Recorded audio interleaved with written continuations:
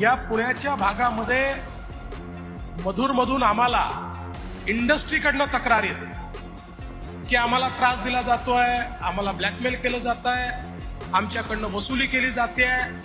हे काहीही झालं तरी खपवून घ्यायचं नाही. आणि मी तुम्हाला आज ऑथराईज करतोय, कुठल्याही पक्षाचे लोक असले तरी या बाबतीत कुठलंही कॉम्प्रोमाइज करायचं नाही. जर इंडस्ट्रीला कोणी त्रास देत असेल तर त्याच्यावर मोकासारखीच कारवाई करायची, खालची कारवाई करायचीच नाही.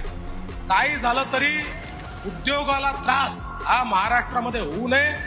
आज हा जो पुण्याचा भाग आहे हा खऱ्या अर्थानं आपलं मॅन्युफॅक्चरिंग कॅपिटल आहे.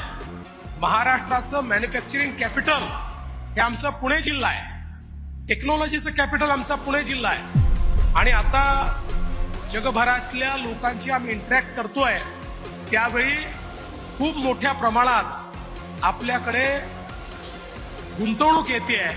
आजच दादांनी सांगितलं तसं 2 फॅक्टरीचं एकाचं उद्घाटन एकाचं भूमिपूजन आम्ही करतो. इतक्या मोठ्या प्रमाणात गुंतवणूक येते आहे. या गुंतवणुकीला पोषक वातावरण ठेवणं ही आपली आवश्यकता आहे आणि निश्चितपणे मला विश्वास आहे की तुम्ही ते काम पूर्ण कराल.